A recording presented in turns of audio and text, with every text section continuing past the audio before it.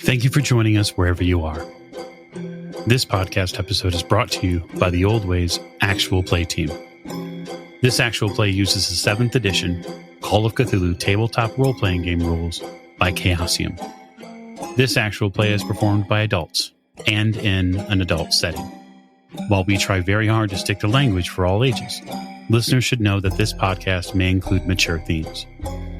All content, including names, places, events, companies, and etc., that may bear resemblance to entities living or dead, is strictly coincidental.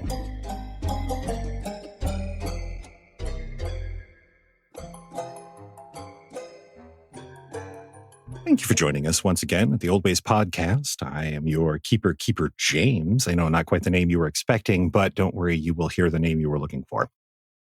And welcome back, ladies and gentlemen, to, I don't want to say the best show on Earth, although it is, but possibly the last show on Earth.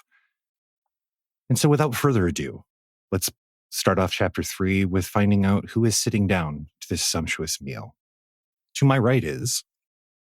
Hi, I'm Allie, and I play Kyra Lamon, and I just suffered watching a poor animal die.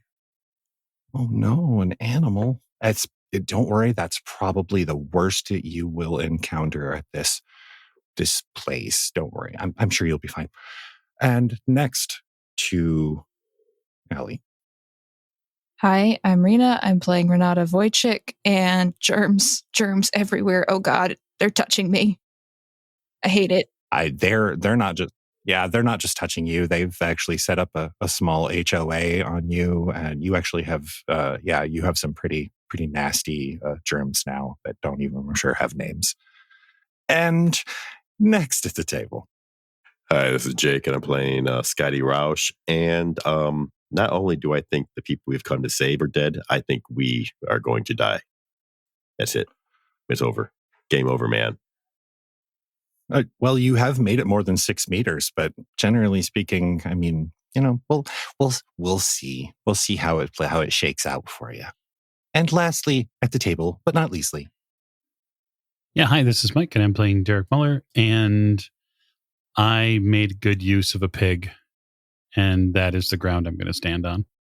So after a little while of meandering, both pairs of you walking in that dazed state of someone who has just undergone a psychological trauma, you instinctively roughly meet back up at just south of where you were, near the gates, but further into the carnival. You're now standing more in the main area, so you can get a very good view of a lot of what these tents are and a lot of the names on signs that have been erected outside of them. You guys look about the same as I feel right now. This isn't right. This isn't not right at all. Yeah, I think that just approaching or being around the other two, you all might notice that we have a little blood on us. Yeah, I'm staying far away, like enough that I can talk to you, but not get anywhere close to physical contact. Renata, Scotty, Kyra, and Derek look like they have undergone, a Jackson Pollocking. And Derek and Kyra, you see that Renata and Scotty look like they just crossed the moors on foot. They are soaked and slogged, and there's little bits of some sort of wet weed and bits. As you're standing there, Scotty puts his hand into his pants pocket and then immediately yanks it back out and drops a small squirming black thing on the ground that he then disgustedly stomps on, and it makes a spattering mustard yellow splotch. So you had about much fun as we did, yeah. Yeah. So, I'm going down towards the children's carnival. Don't know about you lot, but I'm not feeling too optimistic about the children involved in this carnival, considering what's been happening so far. So, you're welcome to come along or not. There's going to be a clown there, isn't there? There's going to be a clown. It's a good thing Audra's not here right now. She's terrified of clowns. And with good reason. Yeah, I don't know how to say this, but I'm a little hungry. Didn't you already eat someone? You look off and see that there are, in fact, food carts not far from the base of the Ferris wheel. No, we didn't eat anybody. Well, you know what they say about when you go into hell, don't eat the food or you'll stay there forever. Persephone, anybody? But do what you want, Derek. I don't care anymore. Just, very intently brushing things off, just, obsessively. No, I think you've made that pretty clear. Enjoy the carnival. Yeah. Are you ready? Yep. If we survive this, we should be back here for the green ticket. Yeah, there's a craft show. Maybe some games. A sort of gesture. Someone's playing a game. So, Kira, you need a red one, or? No, I need a blue one and an orange one. Oh, don't go on the Ferris wheel. Don't do that. No. Her eye twitches. Renata's eye twitches really badly when, unconsciously, involuntarily, when she laughs like that as she picks something out of her hair that she drops on the ground and subconsciously or unconsciously backs away from. So Renata and Scotty are heading due south? Yep. Towards the children's carnival? Yes. Well, then the four of you, and Derek and Kyrie, you said that you were feeling a bit peckish and were going to perhaps stop at one of the food carts, the many food carts that were displayed about the carnival. I know I did. I don't know if she was interested in that. It seems like she may have other designs. That's possible. The four of you are capable of walking together as far as roughly the base of the Ferris wheel, which Kyra and Derek, you notice that Renata and Scotty have a hard time making direct eye contact with. At that point, Scotty and Renata branch off, and Derek and Kyra are left standing by themselves near the base of the Ferris wheel. Which food cart do you want to go to? Well, I don't know. Any of them, I guess. Just gotta have to figure out how to get a blue ticket from one, really. Maybe all we have to do is eat something. Sure. Then I will lead the way to the food cart in the closest to the funhouse. Hey, maybe something without bacon, maybe? As you quickly scan about, you see that there are 4 food carts, each offering, it looks like, a different food fare. The one closest to the 2 that are closest to the fair house, it looks like one of them is hamburgers and hot dog, and the other one is pretzels and lemonade. Pretzels and lemonade doesn't sound too bad. Yeah, I mean, it's not a great combination, but I gotta tell you, after the barn, I don't know that I want to eat any processed meat from here. Yeah, I agree with that. That's why the pretzel and lemonade sounds much better than the meat. So you are headed to the pretzels and lemonade? Yes. All right. You pass a kiosk next to the hot dogs and hamburgers cart, and there's another kiosk next to the pretzels and lemonade cart as well, with the blinking text display on the outside. Okay. Yeah, go check the kiosk out. When you approach the text, you can't see what it says as you're walking up, but as you get there, you see the text change to new text. And what it says is blue tickets redeemable to park goers who have enjoyed at least 2 of our delicious repasts. Enjoy. Does that mean we have to eat at 2 carts? Well, or at least 2 items, maybe? Well, then I guess we're at the pretzel and lemonade stand. Okay. I guess we can try it and see if we get a ticket after the first one. Yeah, sounds reasonable to me. Okay.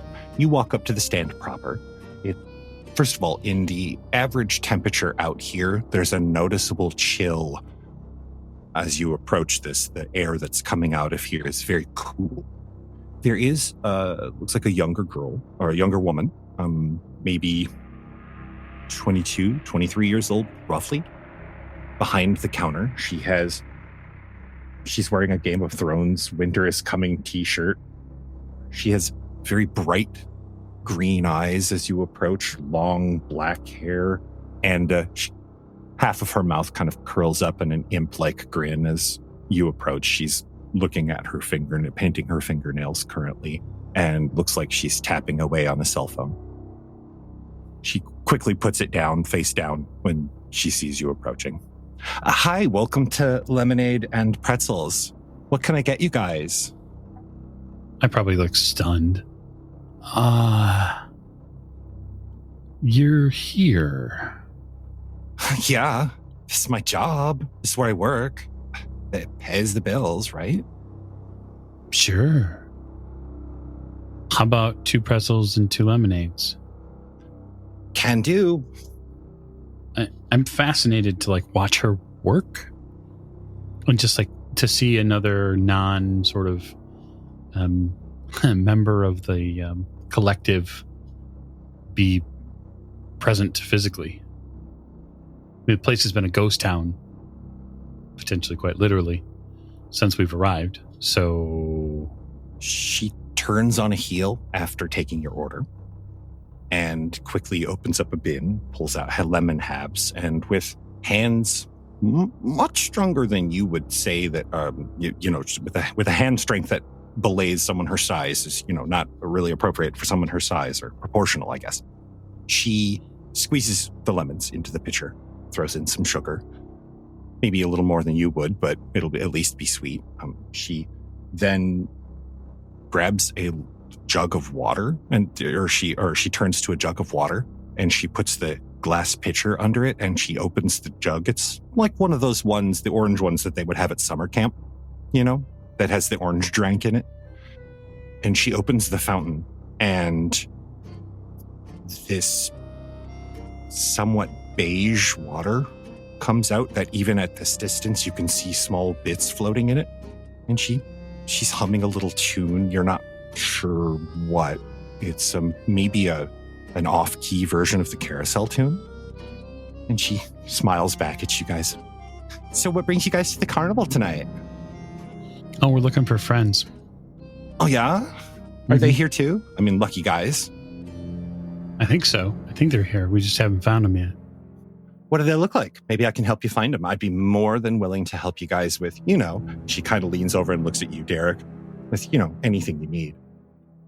It's probably been, 2 years or so since anyone's made a pass at me, so I'm totally fumble the response completely. I have no idea how to accept that sort of direct come on, so I probably just sort of stare blankly and say, I'm looking for my grandma. Oh, I hope she's okay. Everyone needs their Grammy, right? And the girl looks over to you, Kyra. Who you missing, sweetheart? Me, but a guy. It's always about a guy, right? Sure, he's my brother. Oh, you mean like you, but a dude. Yes, that is accurate. Oh, you know what, actually? When you walked up, I was going to say, girl, you look totes familiar, but I think I figured it out. I saw a guy who looks a lot like you head into the funhouse, I don't know, yesterday, maybe? She kind of screws her face up when she's thinking about the time elapse between then and now. Did you see him come out? I don't know. I've been serving customers all day, and you know how customer service is, right? Get this, do that. Okay, lemonade is done. She puts 2 large plastic cups with the bendy green straws on the top, and you can see things floating in the lemonade. Lemonade is in quotes. And then she takes 2 pretzels off of a squeaking, rotating rack and puts them on a paper towel for each one of you and sprinkles them down with what you assume is salt and hands you each one, or hands one to each of you. Here you go, guys. Thanks. Totes. Hey, we're always hiring. Okay. she smiles broadly. She's like, it's the best job I've ever had. Like, it would seem boring, but I actually really like it here. I mean, job security in this market, it's nothing to sneeze at, right? Nothing to sneeze at. I grab the, what I can only assume is fucking lake water and the pretzel and step back a little bit. You do when you take the cup and the pretzel. When your thumb presses down on the pretzel in the napkin, the pretzel doesn't collapse at all under your thumb. Like, it feels rock hard underneath. And you instinctively give a sniff to the lemonade, and it smells like lemon-scented lake water. Yeah, this is going to be bad.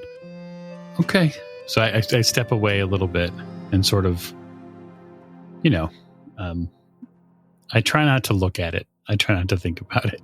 Don't think too deeply on it. See, this is why I said we should share. All right, so you guys have each have a cup of this Lakeade and a pretzel. Yeah, I look over at you, Karen, and I say, listen, I think the best way to do this is just get it over with. Yeah, just plow through it, probably. I'm sure we have eaten worse in the past 18 months. Out of desperation, you might have. So you guys 1, 2, 3 and go? Oh, yeah. That's what I'm doing. All right. For sure. So both of you, what do you start with? Liquid or solid? Solid. Yeah, for sure. Solid. All right. You both do that. Like, you kind of mimic each other to make the decision until you both seem to land on pretzel first. And you both put the pretzels in your mouth, and you are both greeted by a flavor that you could best describe as hot summer basement, with salt. And it just fills your mouth with this moldy, musty, vaguely bread-like, vaguely saltish flavor that you will probably remember forever. You need to do something to wash that out of your mouth. Big glass of lake water. Big glass of Lakeade. So yes, you in both go directly to the Lakeade. And yes, if either of you have ever swam in a natural body of water and accidentally swallowed a mouthful of lake water, that with moldy lemons added, it doesn't go down any more smoothly than the pretzel. It's horrific. But what's more horrific is that when you turn to the kiosk, there's only one ticket. Fuck me. Damn it. I sort of try to steel myself a little bit because I'm sure that my stomach is all sorts of gurgly and just bad. Oh, yeah, make me a con roll, actually, for the both of you, because, yeah. Nope. Neither of you can keep this down. Derek, you're first. You keep that bite of pretzel down for just a second, and then it comes right back up, bringing with it tears and years of college memories that you had suppressed. And Kyra, seeing him hork is what puts you over the top. When the pieces of lake water, or with the liquid lake water and the pieces of pretzels come tumbling out, you both tumble off behind a tent and get violently ill.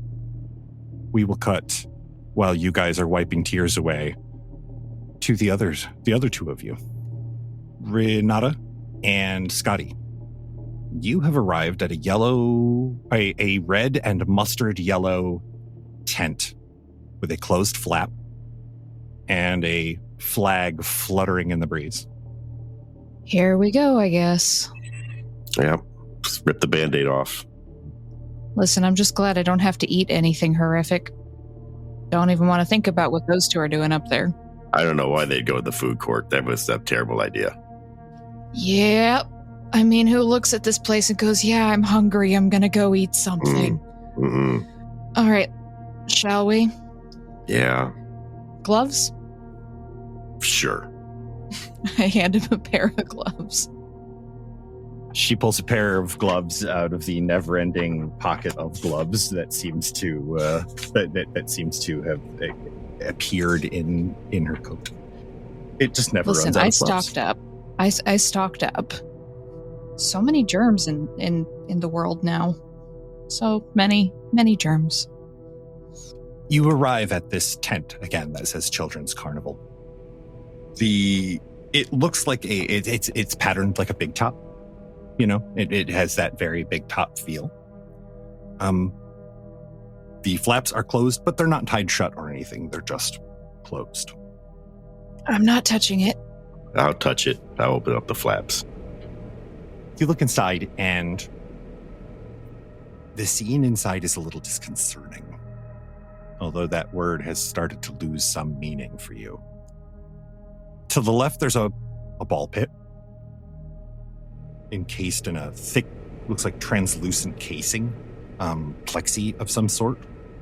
It sits on the ground and rises up about 4 feet high. There's a small step stool beside it, and it looks like it's filled with those small multicolored plastic balls. And it's obviously very quiet. Nothing is moving. And then right in front of you, there's a large freestanding mirror, a small wooden step stool, and a folding table. And on the table, there are various paints. It looks like jugs of paint, some brushes, empty cups, and jugs of water. There's a wooden sign posted that says face painting. And to your right, as your eyes started, the instinct of from the left to right reading. So you started at the ball pit because it was colorful, and your eyes then focus on the face painting in front of you. And for a moment, you think, do we have to paint each other's faces? Well, that doesn't seem so bad. And then your eyes shift to the right, and there's a massive painting canvas suspended from the ceiling. The canvas has splotches of multicolored paint. And strapped to the center of the canvas with, looks like zip ties around his ankles is a small boy, approximately 9 years old. He looks at you guys, and his eyes are glossy and they roll a little. They don't seem to focus on you very well. What are you two doing? Face painting, huh? I got a bad feeling about this. A real bad one. As opposed to how you've been feeling this entire time? No, it's about the same. Yeah. Do you think it wants us to paint his face? I don't understand. This is weird. So, you go over by the table, by the paints and the table? Yeah. Okay. Renata, do you go there over there as well, or do you go by the ball pit or over by the canvas? Oh, I'm not going anywhere near a ball pit. Do you know how many germs live in those things? Like small children playing in those and sneezing all over them? I'm not touching that. Horrific sphere soup, bacteria sphere soup, yeah. Uh-huh. No way. Indeed. So you approach the table with the paints and the paint supplies on it. And under one of the glass jars that has the brushes in it, you see it's been set on a piece of paper. Renata, you see there's something written on it. But what draws you is not what is written, but the handwriting it has been written in. Gonna gingerly pick it up, ignoring the all-encompassing feeling of dread in my stomach. You pick it up. As I said, it's like a large mason jar full of brushes. They clank in the jar. And you see in Audra's handwriting, it says, God forgive me, because I will never forgive myself. And it looks like it was painted with one of these paints and a small paintbrush. Scotty, as she's reading this, her face drains of color. But moreover than that, behind her, the child that is strapped to the canvas, their eyes flutter open and their mouth moves, says something, but you are too far away to actually hear what it is. But whatever it's saying it over and over. I'll get closer. Okay. Do you get really close, or are you just close enough to institute a listen roll? Just close enough to listen. All right, then get close enough to make me a listen roll. Make me that listen roll. 22 under 55, a hard success. Yep. The child on the canvas is almost whispering, mumbling, "Paint me, please." I think we're supposed to paint him. Upon hearing Scotty say the word paint, the child's eyes snap open, the sedation gone, and the child begins to scream, "Paint me! Paint me! You have to paint me!" Oh, God. Well, I'm right next to the paintbrushes, so guess that's what we're doing. All right, you grab a paintbrush and approach with a shaking hand. What are you painting, and in what color? Well, his face, because the sign said face painting. Sure. And what shape are you painting? Water. That's all I can think of right now. Water. Like waves and things. Because my brain is still fixated on the water. Okay. You paint water across his forehead. Just this waving, peaked blue line.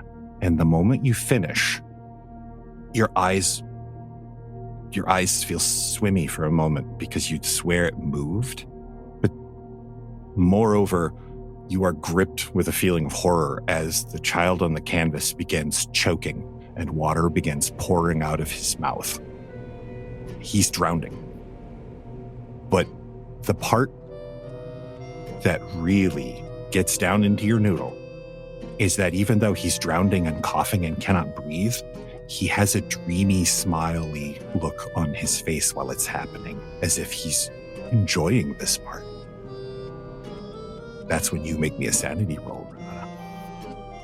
Yeah, somehow I thought so. Let's see. Oh, I succeeded. I think maybe I'm kind of fixated on the fact that Audra was here, and this is the first actual sign of her presence that I've had. So while this is disturbing, it's not as disturbing as it might otherwise be because I'm distracting myself by thinking about where my wife is. Sure. You have successfully distracted away most of what you're doing right now. That little remnant that's left over, though, is going to roll your sanity along like a dung beetle.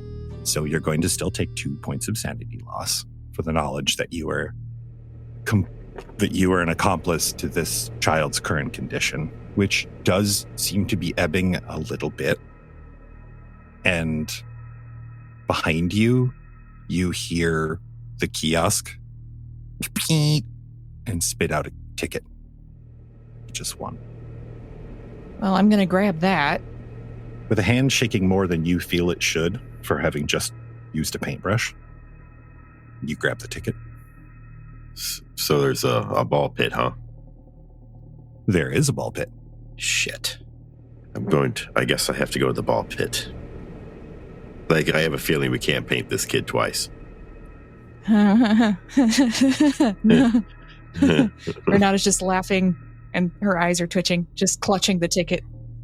As you say that, Scotty, the zip ties on the canvas all break relatively simultaneously, and the child slumps to the ground.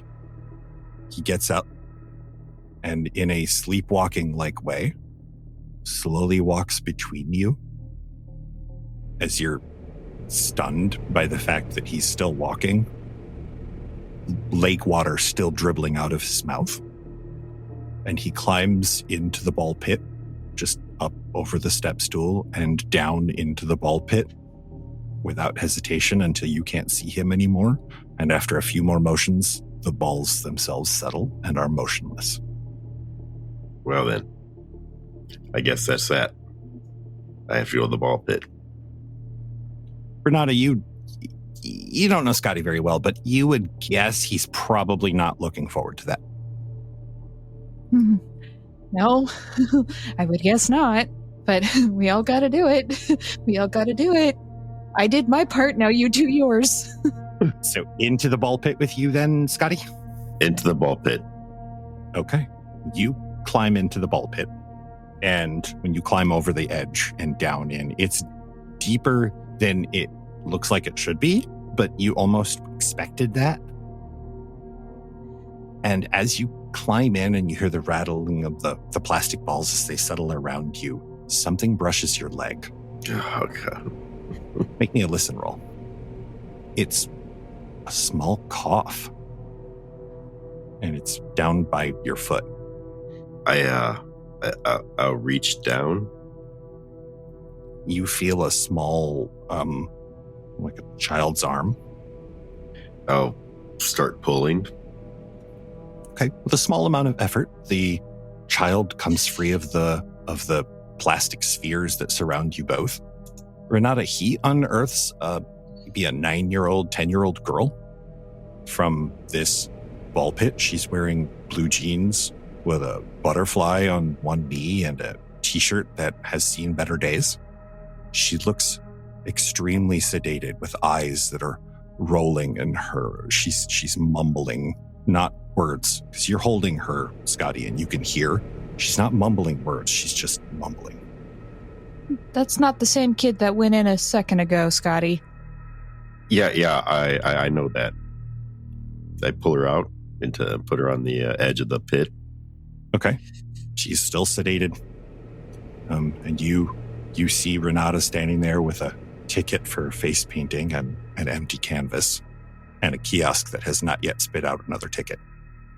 Okay, I'll take the kid to the canvas.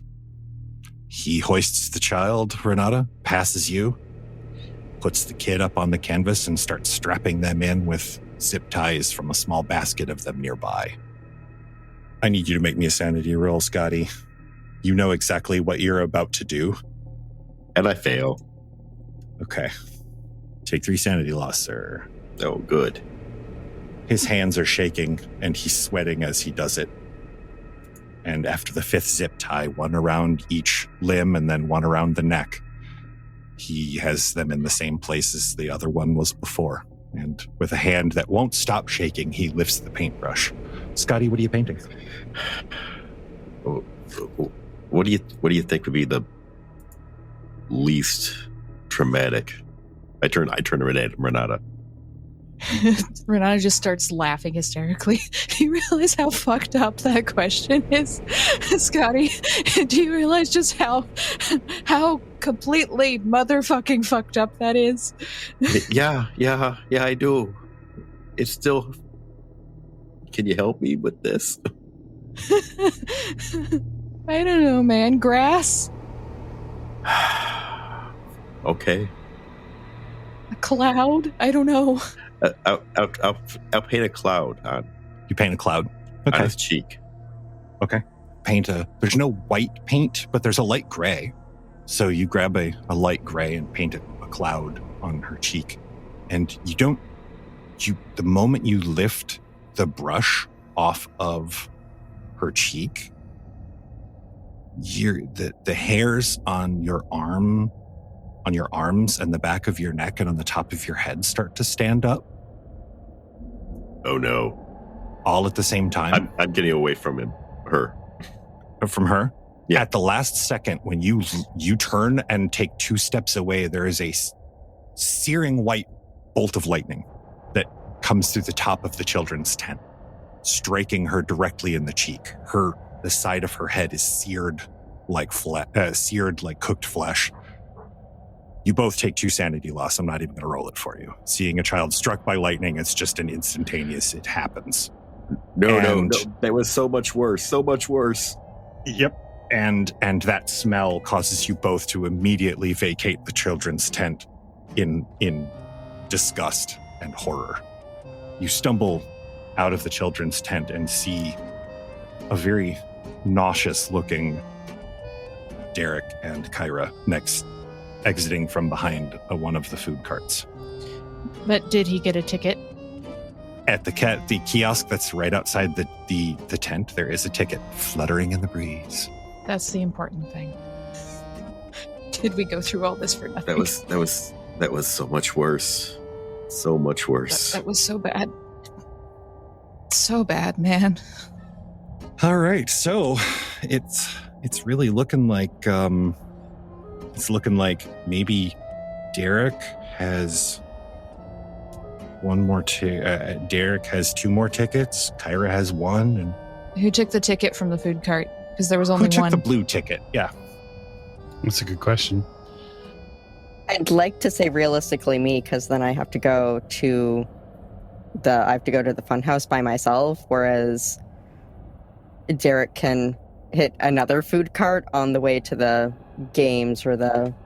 You know what? The We'll other say thing. that because of the order with which you guys failed your constitution rolls, we will say that while Derek was busy being violently ill, you recovered more quickly and managed to grab the blue ticket out of the machine. Cool. I'm going to run to the funhouse because the sooner this is over, the sooner I can get the fuck out. All right. As you guys exit the Children's Carnival, Kyra grabs a blue ticket off of one of the machines and sprints off towards this wacky-looking, crudely painted funhouse. Derek, you know you still have to take another bite of something. So what I'm going to do is I'm going to walk to a different food cart. I'm going to go to the one further towards the carousel and see if maybe I can find something that's a little bit different to attempt to eat. You find that cart is a snow cone cart. Well, I mean, that's going to be terrible anyway. So let's just, heave ho. All right. You approach the snow cone cart. It's decorated with bright sky blue and pink colors. The tinted windows, it has tinted windows that are pulled back by a feminine hand with talons and fingers much longer than you feel they should be. They remind you almost of a spider. Her skin is porcelain white. She leans forward. She has a very low-cut dress on that does not at all say I serve snow cones. It says more like I sing songs in a nightclub in the 30s. Her eyes are, you don't want to say elongated, but more almond-shaped almost than you feel that a normal person's eyes have any right to be. It almost gives you that Lord of the Rings feel. And her lips curled into a what you would assume would be a seductive smile seem to go across her face at a much wider swath than they should. And she grins, revealing teeth that you swear there's more there than they should be. And she purrs at you. What can I get you, sweetheart? I mean, I would normally say a Rob Liefeld comic, but can I just get a snow cone? Of course. She turns and she scoops the snow or the crushed ice out and puts it into a cone. From inside the truck, where you look, you see that the tube for the syrup goes directly into the side of a person. Derek, I need you to make me a sanity roll. Oh, yeah. And you're at disadvantage because that's your grandmother. Oh, I didn't know you could disadvantage sanity rolls. That's brutal. I love it. Thanks for giving him ideas, James. You're welcome. Have fun, Dad. You're all fucked now. Okay, so success in the first roll, but disadvantage. Nope, failure. Yeah, you take 7 sanity loss all at once, sir. Awesome. The fluid that she puts onto this snow cone, that you know the only way to escape from this place is to eat at least one bite of that snow cone. That cherry-looking snow cone that she hands you, that is steaming when she hands it to you. You know that it's been fluid and colored with the blood of your grandmother. Snow cones don't steam. They're not supposed to steam. They shouldn't steam. Okay, so yeah, I don't really have a choice. I mean, I do have a choice, but I don't. So I suppose the conspicuous consumption begins, and I'll, I suppose, then give you an intelligence roll. I would love that. Which I succeed on. So that's about roll it up. Yay! Okay, there's a special bout. I'm going to send you a message real quick. Sure. Yeah, I just sort of begin devouring the snow cone, realizing that this is the path to freedom for me, and perhaps freedom for my grandmother. Yeah, this is the price that must be paid. Not simply pig's blood, but now human's blood. Message received. This is the price for your freedom. The real question is, James, do I get my ticket? The one small solace as this copper flavor slides down this frozen copper flavor slides down your throat. The one small spark of solace that you have is that you hear the kiosk next to you go and spit out a blue ticket. And go and take it. And I'll be back with you in a moment. Renata and Scotty, where were you headed now? I think we were headed up towards the craft fair. Well, I think we're waiting for Derek. You might be. Okay, so Renata, you headed off towards the craft fair. Scotty, were you waiting around to see if Derek was okay? I look back and forth again. I follow Renata. See, Renata's idea is that if she does the horrible fucked up thing first, she can't actually know what's going to happen as the result of the horrible fucked up thing, but Scotty doing it after her means that he knows, and therefore he is worse than she is, because he knows what the fucked up thing is going to be. He knows what the result is. She's rationalizing. Wow, she is literally... That's some solid reasoning. Right there. Some plausible deniability bullshit right there. She's rationalizing. So yeah, going to the craft fair. All right, I'll be back with you in a moment. You walk away as you look back, Scotty, you see Derek standing holding a blue ticket and a snow cone and looking at both of them like Anubis weighing a soul. Kyra, you get to this wacky looking fun house.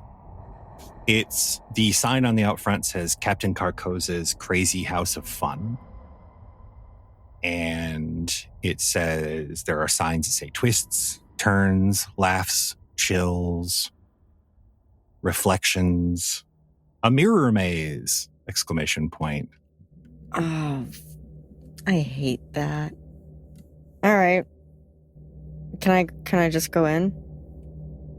Yeah, you pass the omnipresent white kiosk and you step right in. The first part is a small revolving, one of those, or not small, but a horizontally revolving tube that as you pass through it is extremely disorienting. It sends your balance sense is completely reeling. So you come out of the other edge of the catwalk in this you step out into a series of mirrored halls. There's a maze of glass and mirror stretching off in all directions to the horizon. Cool. I'm just gonna...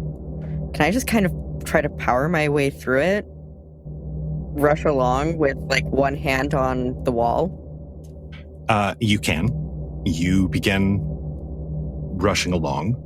You bump your forehead at least once, boom, as you walk into a clearer window. This glass in here has got to be the cleanest thing you have seen in the entire carnival.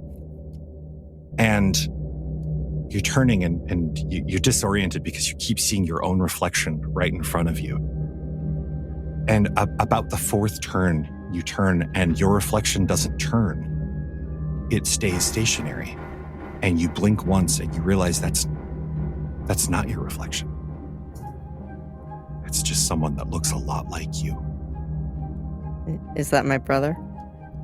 It is.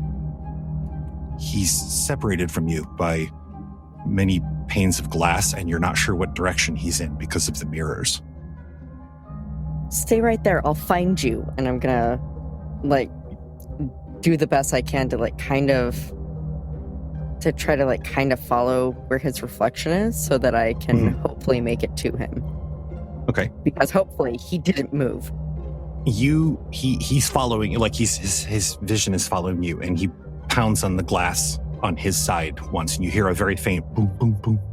He says, I can't get out, Kyra. I can't get out. When you look at him, his voice makes you look at him. He looks exhausted. His eyes are red and puffy. His cheeks are streaked with tears, and his fingertips and the sides of his hands are bloody. No. So you turn again and again. You've got to be getting closer to him. You're now separated by only maybe 2 panes of glass, and he's pressed himself up against the pane of glass that he's on his side, as if he could maybe push himself through the glass to get to you. And you realize you're at a dead end. He begins pounding on the glass. He's like, Kyra, I need to get out of here. It's going to come back. Oh, I'm going to shoot that fucking pane of glass. I'm going to get him out. You fire the gun. The pane of glass in front of you shatters. And the shattering sound, his eyes grow wide when he sees the glass lay on the ground. He looks up at you. He says, oh, no. And the glass breaking makes it come. Over his shoulder, Ira, there's an illusion formed, as there's a flat mirror behind him and a flat mirror in front of him on the other side of you. So you two are currently stuck in one of those infinite reflective hallways, that extends to infinity on either side if you've ever held 2 mirrors in front of each other. But over his shoulder, down that infinite reflection corridor, something is coming. Something is climbing up of the infinite reflections that form that infinitely deep hallway. Something is climbing up out of the reflections. It's coming across from the horizon of the reflection. And you don't know if it's big and close, or you don't know if it's small and close, or incredibly mind-numbingly large and far away. But it's definitely getting closer, and it doesn't look like it's going to stop until it gets what it wants. Is my brother physical? Can I grab him? Nope, there is still one thick pane between you and him. He is currently pounding on and leaving smeared blood marks on it. It's my brother. I'm going to be reckless as shit. I'm going to blow all the panes that I can see around where he is to try to get him out. Okay. You point the gun. You pull the trigger. Click. No. That's rude. The gun does not fire. Whatever it is almost here. Klaus looks behind himself. He looks back at you. There are tears now streaming out of his eyes and sweat dripping off of his forehead. Something reflective and multi-jointed reaches from behind him and wraps itself around his torso. He puts his hand on the glass and he says, I'm sorry, sis. And that's as far as he gets before it yanks him back into that hallway. You hear his cry of despair and sadness and fear as it recedes in an echoey way into the reflections of the mirrors around you. You back in horror, your face aghast, and the doorway behind you is open. You step out into the sunlight, blinking, staring at now an empty reflection. The kiosk comes to you pleasantly. I'm grabbing that fucking ticket. And making me a damn sanity roll. Yeah, I have no doubt. Your hand reaches out and picks up the ticket that you know that you bought with Klaus, your twin. Almost a reflection of you. So, Derek, you have shaken it off. a little bit, and you see the distant backs of Renata and Scotty as they're heading towards the game section. Game section? Yeah? That's where you guys were headed? Or the crafts area? Crafts section. Heading off towards crafts. And you look to them, and then you hear the saloon-style doors of the funhouse squeak open and closed as Kyra backs out of the funhouse and very shakily takes an orange ticket out of the kiosk. Okay. Yeah, I'll sort of, just with a little bit of shakiness, walk over to her and point over towards the craft section. Hey, they, looks like they're trying to get their blues. Maybe we want to, I don't know, see whatever fun games are around here. We got to get the tickets, right? I've got all my tickets. I'm happy to wait at the gate. Yeah, well, we haven't had a whole lot of luck doing solo stuff, I guess, but up to you. I mean, I kind of want to see what that craft place is all about anyway, so I got to get my tickets. You know how it is. I do know how it is. I did the funhouse by myself. You're going as part of a group. I'm going to wait by the gate. Cool. I head off towards the craft show. All right, you head towards the craft shop. Kyra, you're going to go stand by the gate and look at this ticket and the handful of tickets you have in your hands and question everything. Renata, you reach the craft area. Damn right I do. There are 3 tents, but unfortunately only one of them, it looks like it's open. The other 2 are tied with a little cardboard sign that's sloppily written that says closed on the outside. So I'm going to go into the open one. You enter the open one, and inside and there's a table here. Behind the table, there is movement and humming. It's a very long table, littered with various crafting supplies, needles, thread, stuffing, scissors. And there's someone at the far end, Renata, who's sitting and humming and crafting. Humming is frantic and disjointed. Is it familiar humming, James? Very. Mm-hmm. You recognize the voice. I'm going to run over there as quickly as I can. Like, in a panic. All right. You run to the far end, and in front of you is a sight that you both wanted and did not want. Because in front of you is your wife, the woman that you devoted yourself to. She's sitting. At her feet are a pile of small human-looking figures made of felt, sewn together. Her fingers are bleeding. She's frantically crafting what looks like a puppet. All of the puppets in front of her on the floor are mangled in some fashion. Some are missing eyes. Some are missing limbs. Audra? Audra, what are you doing? She looks up to you, and you make me a sanity roll. Oh, God. As her eyes have been sewn shut. Oh, boy. It might be. Yes. 50 under 51. Still going to lose San, aren't I, though? Oh, yes, 3 of them. As your wife, her eyes have been crudely sewn shut with thick black thread. It's pierced through her eyelids. Scotty, you walk in time to see this. You've known Audra for a year now. Oh my God. Also make me that sanity roll. Derek, as you walk towards the craft tent, you hear Scotty say something inside. Failure. You, Scotty, take 2. She's sitting there, and she holds up 2 puppets.